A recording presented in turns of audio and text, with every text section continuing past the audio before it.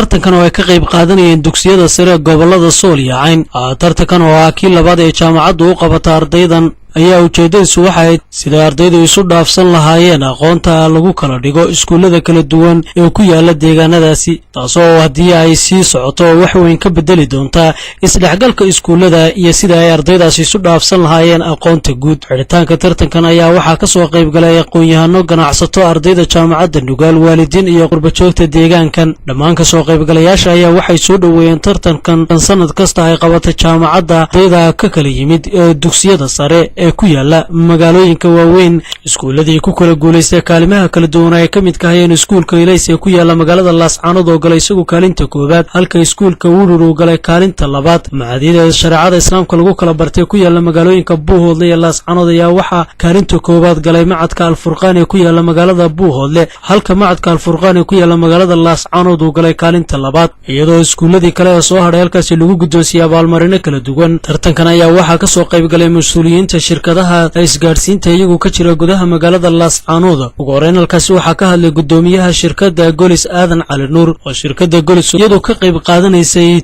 tartankan. waxaan taala balan qaadanay inaanu daa'imno inaanu wax ka qaban doono xafladahan oo kale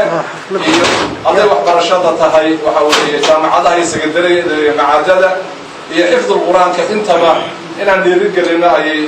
shirkaddu balan qaadaysaa. wixii tabarteeda ah waxaanu bogaadinaynaa tartankan waxa weeye ku muujiyaan waxbarashadii ay qaateen iyo kifaaxa ay soo galeen, taasoo farax gelinaysa bulshada ay ka tirsan yihiin ama ay ka yimaadeen iyo waalidka ay ka soo tageen. annagana farax gelinaysa ka shirka ahaan. sidoo kale isaguna halkaasi ka hadlay gudoomiyaha Bisha Casdaakir Maxamuud Warsame oo ku dheeraaday qiimaha waxbarashadu ay leedahay. ay ku sabirtiin magalaan saacibaado u sabirtiin labada wax midna loo qabo dad aqoonta u dhawaanaytiin oo u isbaajoogtiin oo u dhaxamootiin oo gaar u fariistiin u qaribiis kana leeyahay waxa leeyahay waqtu waa ku yaryahay ee bulshadu maanta cilay taala cilada ay taalo waa gaaja haysa dhaxan baa haysa burbur baa haysa dibaataa haysa waxa weeye waxa ka saari kara good leadership hogaamin baa ka saari kara hogaamin wanaagsan baa ka saari kara hogaankaasi wuxuu ku jiraa idinka oo isku duubnaada aqoon haysada wax kale iska dhiga just wax kale aadiftii aqoon see waxda aadiftii haween taas ah ka bixita hadalku ma dheeraynayo intaasaan fariinta u baa ku darsanaya. Wassalaamu calaykum maamulka macadka caafimaadka ee gobolka Sool oo gudoomiyaha shirkadda Telesom Cabdirasaaq Axmed Warsame oo iyagu halkaasi ku rakibay qalab lagaga faa'iideysanayo dhanka maqalka iyo muuqaalka dadweynihii halkaasi ka soo qayb galay. runtii waxay noo tahay inaan xafladan ka soo qayb galno sharaf weyn. anagu ugu talagalay xafladan waa barnaamijka hore loo sanqariyay ee 3G-ga iyo video conference-ka oo dhammaan hoolasha jaamacadda ay ka ardaydu ka daawanayaan iyo shacabweynaha gobolku sida tartanku u socdo oo runtii macno weyn u sameynaysay ardayda iyo ka soo qaybgalayaashaba. waxaa kaloo runtii intii tartanku socday noo suurta gaadashay inaanu ka looj galayno jaamacadda Nugaal iyo dugsiyada sare ka soo qayb galay barnaamijka loo yaqaano Gmail SMS oo ah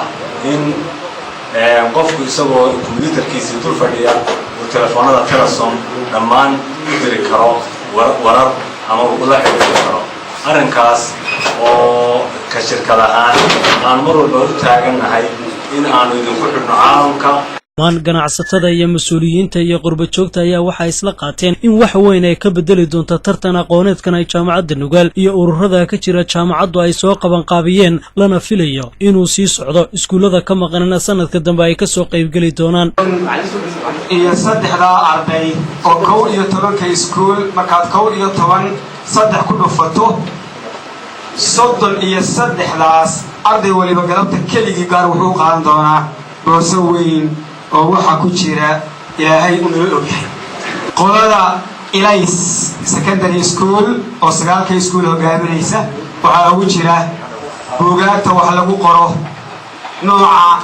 saddexda loogu qoro maado lagu qori karo ayaa ugu jira. markii uu yimid oo aan isbaranay وأنا آمن وعبد سعيد واشتاق بقى على بيس أثر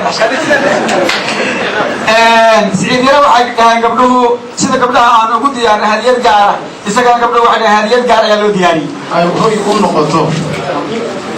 عندي تعليم تمام يسقطن iyo horumarka bulshada iyo in laga gudbo caqabadihii faraha badnaa ee ay keentay waxbarasho la'aanta iyo in la isu duwo himilada ardayda guud ee deegaanka oo ay chance ku helaan in ay helaan waxbarasho gurigoodii ah isla markaana ay ku tijaabiyaan cilmigii ay iyada ka barteen cabdikariin olol Somali Channel TV magaalada Laascaanood